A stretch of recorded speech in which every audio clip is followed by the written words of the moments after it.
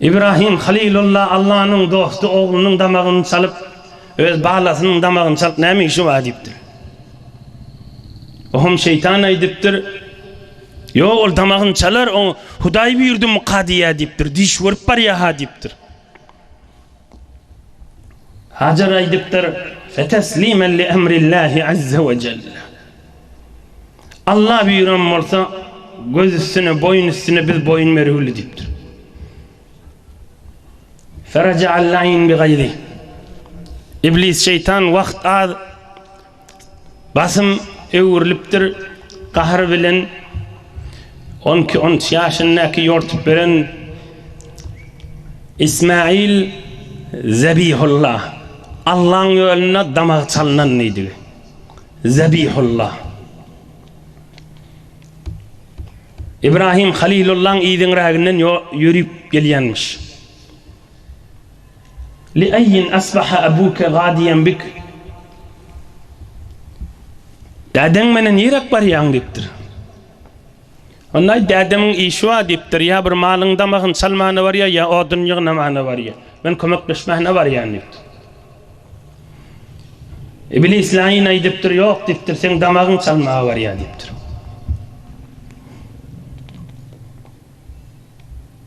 Ma kana abi liyadbahani. İsmail can ay diptir. Dadem men damağım çalıp görmez diptir. Annal mel'un molan İblis ay diptir. Ola Huday buyurdu dip. Huday buyurdu mukadiye diptir. İsmail can ay diptir. Fesemen ve ta'a. Eşittim billim diptir. Tamam diptir. Baş üstüne Allah buyursa damağım çalsın diptir. İblis şeytan tamasını ödüp Allah'ın dostu İbrahim Halilullah'a görünüptür. Görünüm boyuna İbrahim Halilullah biliptir bunu vasvas eder. Oğlunu yüreğine uymaya diyer. Hulası görürün tafar Allah'dan dili bir imtihandan beni çıkar diyer.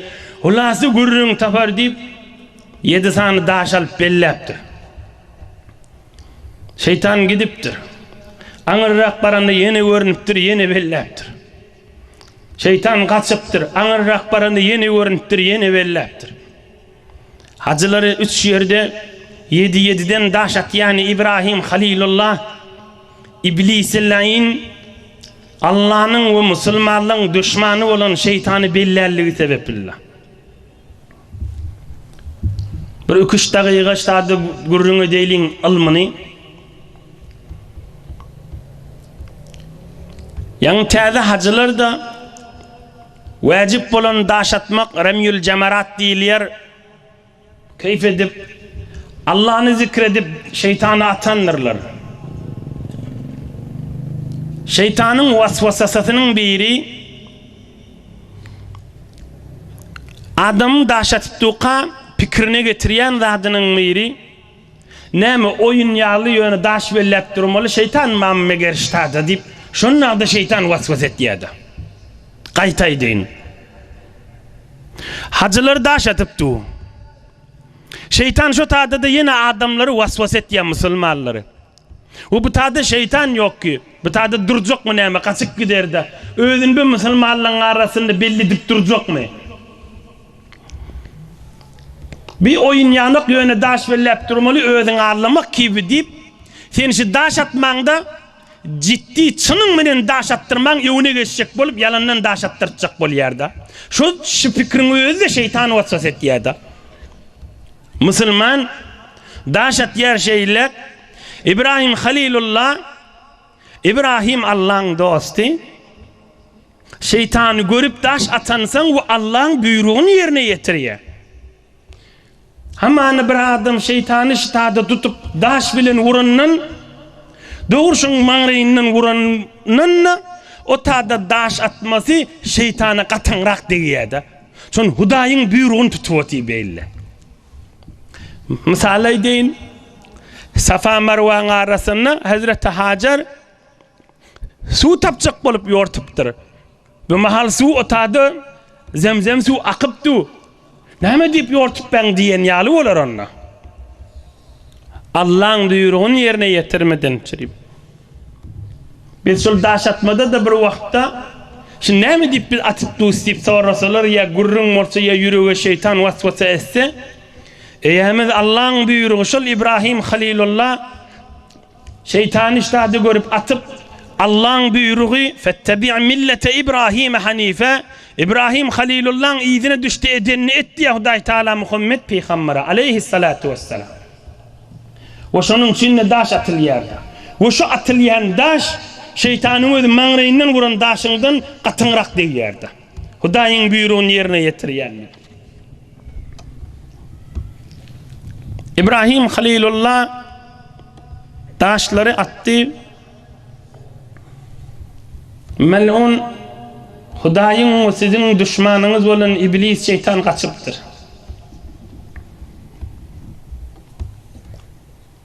Kur'an-ı Kerim ayet Sure Saffat Euzu billahi mineşşeytanirracim. فَلَمَّا بَلَغَ مَعَهُ السَّعْيَ قَالَ يَا بُنَيَّ إِنِّي أَرَى فِي الْمَنَامِ أَنِّي أَذْبَحُكَ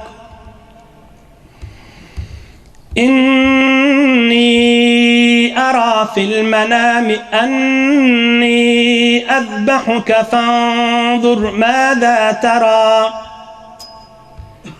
قال يا أبت افعل ما تؤمر ستجدني إن شاء الله من الصابرين.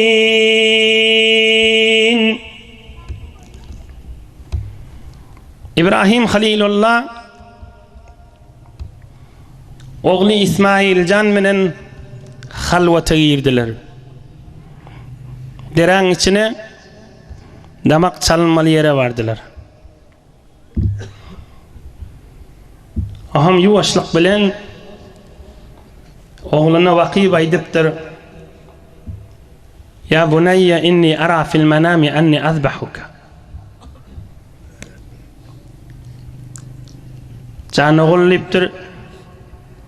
Mena dişimde sen damağın çalyanliptir. Fanzur mâzâ tara. Göre oğul näme diýen sen niptir. Aynı manasy.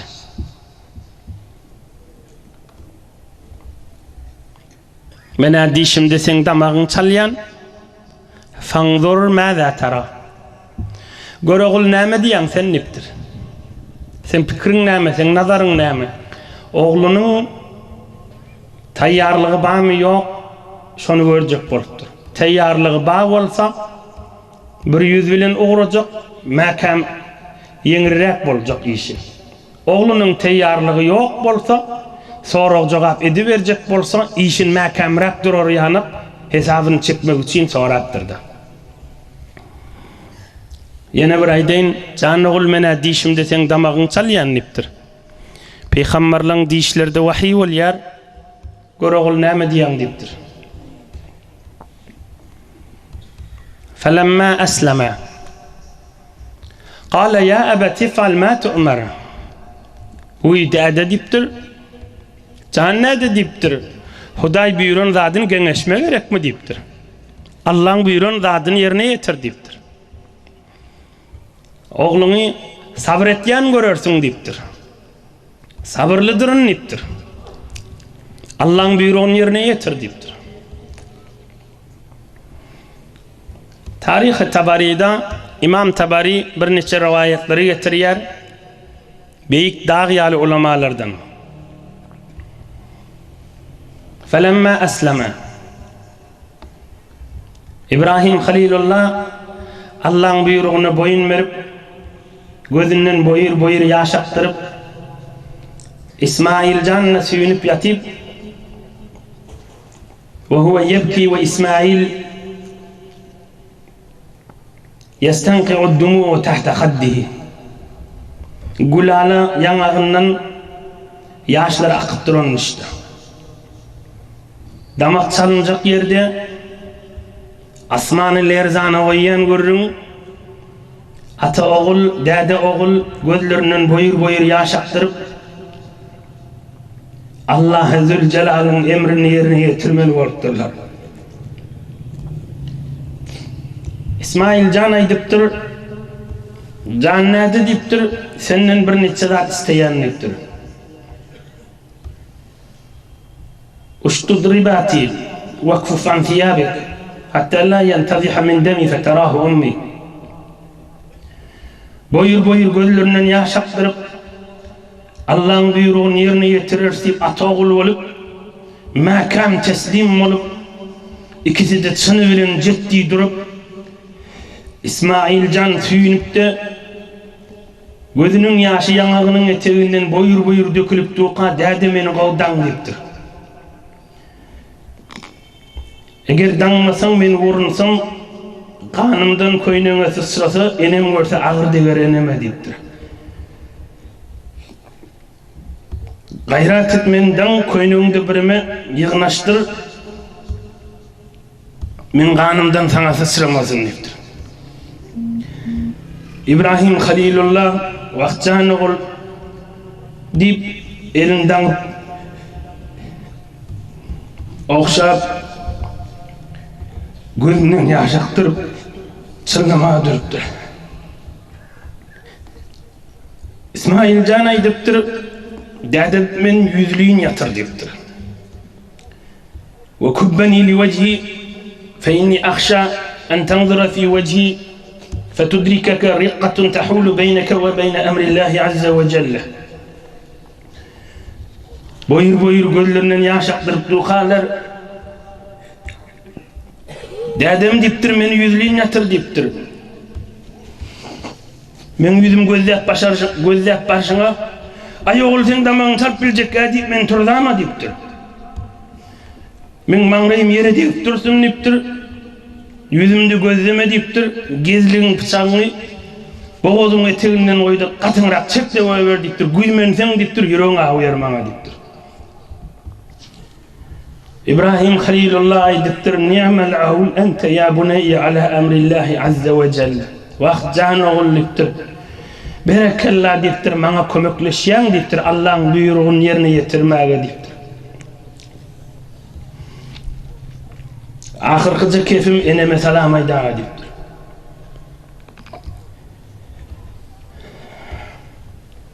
İsmail can süyünüp yatıptır yüzlüğünle. فجر السكين من تحت خده متقيا النظر في وجهه فلم يحك السكين فلما رأى ذلك ضرب على جبينه وجر السكين.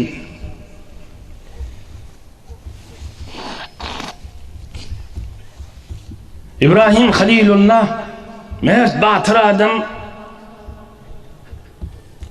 keskir bıçağının elini alıp oğlunun boyundan tutup keskir bıçağı eneğinin eteğinden boğazından çekiptir oğlunun yüzünü gözlemeni emme bıçak süykölmendir. Katanrak itiklep suykattır bıçak süykölmendir. Özü aldırap Hudayın razıyçılığına düşmez mukadip oğlunu yüreğe özü çıkıp bilmeyen mukadip oğlun götürakanı beylekliğini koyup malın damağını salayan yalı yanıyım yatırıp bıçağı çekmeye dörttür. Narahat bolttur da İbrahim Halilullah Allah'ın buyruğunu menin yerine getirip bilemek bünemi elim ısmıya deyip elinden görüyen olmalı. فَلَمَّا أَسْلَمَ وَتَلَّهُ لِلْجَبِينَ. İkisi teslim olup oğlunu mangayliğin sündürüp yattı.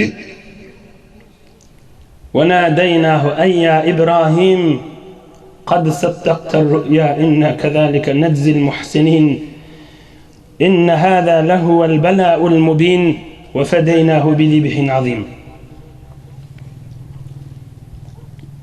قال في الهداية وهذا هو المأثور عن إبراهيم خليل الله على نبيه الصلاة والسلام.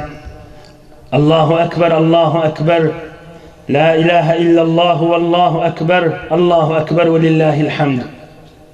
وفي البناية جاء جبريل بالفداء من السماء خاف العجلة فنادى الله أكبر الله أكبر فلما سمع إبراهيم قال لا إله إلا الله والله أكبر فقال الذبيح الله أكبر ولله الحمد. Maliyalı kaptalliğin yatırıp da bıçağı çekmeğe bıçak kesmeğindir. Allah Azze Celal taraftan fereşte kıygırıptır asmandan. Ey İbrahim, Allah'ın buyruğunu yerine getirdin diye. İbrahim Halilullah asmani vezzaptır. Cibril fereşte semiz cennetin içinden koçalıp geliyormuş. Cibril fereşte şu asmandan kıygırıptır. Allahu Ekber, Allahu Ekber deyip. Bir neçe rivayetler, bir neçe ulamalar aydiye Cibril fereşte zarf bilen uğrap hevre hovlu aydan vaktin bir şanladı deyiptir. Ke şu qoçi, semiz qoçi, ulu kon qoçi, ala qoçi cennetten alıp 7 kat asmandan zabırdak qaytdım deyiptir. Ohum şol asmanı özletecek bolup yeni hovluğup Allahu Ekber, Allahu Ekber deyip asmandan kıygırıptır. İnni hidaye ve hidaye diyen Fıkh Hanefi'de bir kitap şonnaki görürüm ve şon şerhlerine belki hidaye yazanın Allame Merginani'nin ustadlarının devrinde şunu görürüm etkilenmiştir. Ohum İbrahim Halilullah asmani ve zeptir görse Cibril Quds bilen geliye La ilahe illallah vallahu ekber deyiptir. İsmail Can etekte yatanmış biliptir ne demek çalıncakkal ve Allah'ın emrini yerine getirdiler. Allahu ekber ve lillahil hamd deyiptir. Oğlun kucaklap dangıları çözüp Hoçili Cibril eminne qoçi semiz qoçi getiriptir. Ve şu taada minade damak çalınyan yerde keşmahal hacılan damak çalınmalı malları damak çalınyan yer qoçi şu taada damak çalıp Allah Azze Celal'ın buyruğunu yerine getiriptirler. Huday Teala mübarek celese İbrahim Halilullah'ın nur, bereket, fayızlarından üstüme de yağdırsın. Amin. İsmail Zebihullah Can'ın nur, bereket, fayızlarından üstüme de yağdırsın. Amin. Allah'dan dileyes dostlarının hürmetine, ahir zamanın içine ak yürek bilen ozul hemmemiz oğlum kak bilyen kıssamız onu da Kur'an'ın manasını eştersip taştan yakinlen yığına gidipsiniz. Huday Teala kıyamatta mehabbet bilen İbrahim Halilullah ve İsmail Can menen salamlaşmak Mehmet'e nasip etsin. İnşallah inniki hefte şu Kur'an-ı Kerim Sure-i Saffat İlyas peygamberin görünüğünü Allah köklediğinden hizmetine de getirir. Yaradan Allah iman baylığından, emniyet bereketten, nimet bolçuluktan ayırmasın. Bir alham üç kul huvallah okuyup ötürlüğün ruhuna bahşederiz. İlgun vatanımıza dua ederiz, okuyabiliriz.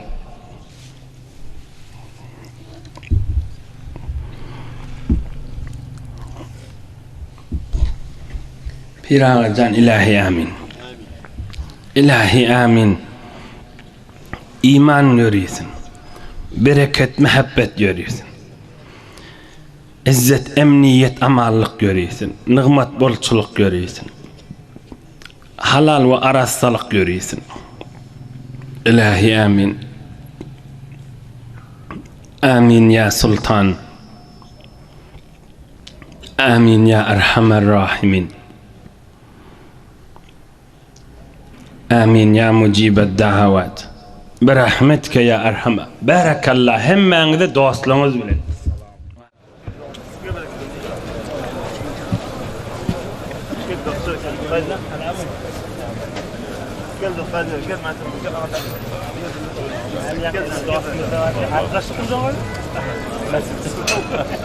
Sağ ol.